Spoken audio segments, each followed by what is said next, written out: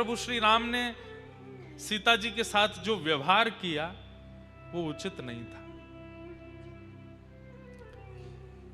हमारे हिंदू वैदिक सनातन धर्म में जिनको परमात्मा का स्वरूप माना गया, ऐसे प्रभु श्री राम कभी कुछ गलत कर ही नहीं सकते, वो सत्य स्वरूप हैं। पर आज भी कई लोग प्रश्न उठाते हैं, तो फिर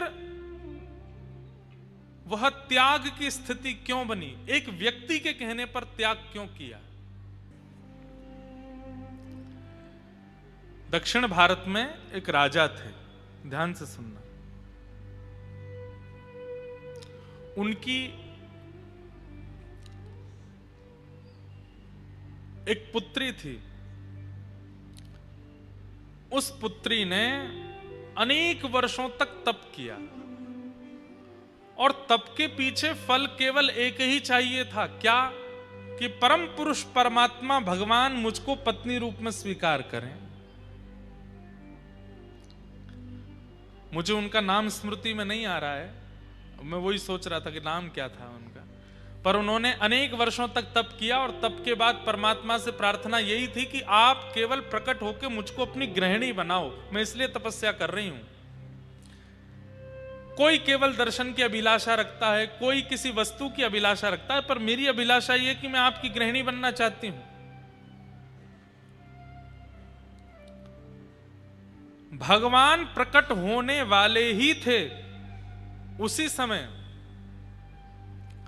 रावण वहां आ गया और रावण ने आकर के उनके केश पकड़ लिए और केश पकड़ करके बस तलवार से सर छेदन करने ही वाला था, तो उन्होंने तुरंत अपने केशों को तलवार से काट करके, केश तो रह गए रावण के हाथ में, स्वयं अग्नि में प्रवेश कर लिया। रावण को कुछ गलत करने नहीं दिया, लेकिन उनका तप पूरा हो चुका था। ठाकुर जी प्रकट होने ही वाले थे, उससे पहले ये सब घटना हो गई। अब वो अग्नि में प्रवेश कर गए। तब ठाकुर जी से उन्होंने प्रार्थना की, बोले नाथ मेरा तप तो पूरा हो गया, आप आने ही वाले थे, तभी ये रावण आ गया और मैं आपको प्राप्त नहीं कर पाई। भगवान बोले चिंता मत करो, अभी हम राम रूप धारण करके आएंगे। सीता जी के साथ जब हम वन की ओर जाएंगे तो दुष्टों का संहार सीता जी देख नहीं पाएंगी, इसलिए हम सीता जी को तो अग्नि में प्रवेश करवा देंगे। आप अग्नि से प्रकट होकर के सीता जी का रूप धारण करके हमारे साथ आ जाना। तो आपका जो व्रत था कि हमारी पत्नी आपको बनना है, वो पूरा हो जाएगा, आपका तप का फल मिल जाएगा और हमारा काम भी हो जाएगा। आपके सामने हम राक्षसों का वध कर देंगे। और तीसरा काम एक और होगा। बोल क्या? आपके तप में विघ्न डालने वाला रावण, उस रावण के अंत का कारण भी फिर आप ही बनोगी। आपको वो हरण करके लेके जाएगा, फिर हम आपको बचाने के लिए वहां आएंगे सेना लेकर के, और पूरी लंका जला करके रावण का वध करके आपको वापस ले आएंगे। तो आपका जो बदला है वो भी हो जाएगा। बोले ठीक है। सीता जी तो पावक में प्रवेश कर गई, अग्नि में प्रवेश कर गई, पर छाया की जानकी जी जो आई है वही थी वो राजा की पुत्री। जानकी जी का रूप धारण करके प्रभु श्री राम के साथ प्रकट हो गए। सब लीला हुई, आप सबको पता है। उसके बाद जब ये वापस लौट करके अयोध्या आ गए, अब राम जी तो एक पत्नी व्रती हैं, वो तो एक ही पत्नी को सर्वस्व मानते हैं। अब छाया की सीता जी जो हैं, उनको ये बात कभी कभी मन में होती है कि ये मेरी तरफ इतने भाव से देखते ही नहीं। मैं कहीं समीप बैठ भी जाती हूं तो ये थोड़ा सा खिसक जाते हैं, थोड़ा उठ के चले जाते हैं, कभी कोई चर्चा भी करते हैं तो नीचे नजर करके करते हैं।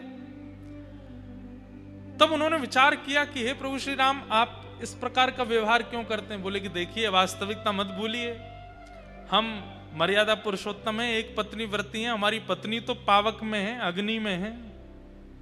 आपकी तपस्या के कारण हम आपके साथ अभी सब निर्वहन कर रहे हैं।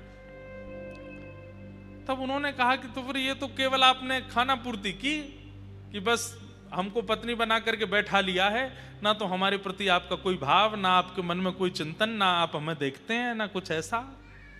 देवी अब क्या करें, हम तो मर्यादा पुरुषोत्तम हैं। तब वो सब लीलाएं हुई कि वे आश्रम चली गई, वहां लव कुश का जन्म हुआ, उसके बाद वो अग्नि में प्रविष्ट हो गई। पर उनके अग्नि में प्रविष्ट होते ही जो अग्नि में जानकी जी थी वो पुनः आकर के श्री राघव जी के बगल में विराजमान हो गई हैं। और उसके बाद तो ठाकुर जी साकेत गमन कर ही गए। तो सीता जी के साथ जो लीला हुई वह भी कोई असत्य नहीं है, उसमें भी ठाकुर जी की कोई गलती या आप उस पर प्रश्न चिन्ह नहीं उठा सकते। वो ठाकुर जी के अंतरंग लीला है, वहां भी ठाकुर जी किसी की इच्छा की पूर्ति कर रहे हैं। लेकिन अब वो कन्या जो पुनः अग्नि में प्रवेश कर गई, वो बोली मेरी इच्छा तो पूरी हुई नहीं, आपने पूर्ण रूपेण पत्नी रूप में तो मुझे स्वीकार किया नहीं। तो प्रभु श्री राम बोले अब देवी अब तो एक ही होगा। बोले क्या? अब तुम पुनः दक्षिण भारत में पद्मावती के रूप में प्रकट होगी और हम वेंकटेश बन करके आएंगे, हम तिरुपति बन करके आएंगे और तब आपके साथ विवाह करेंगे,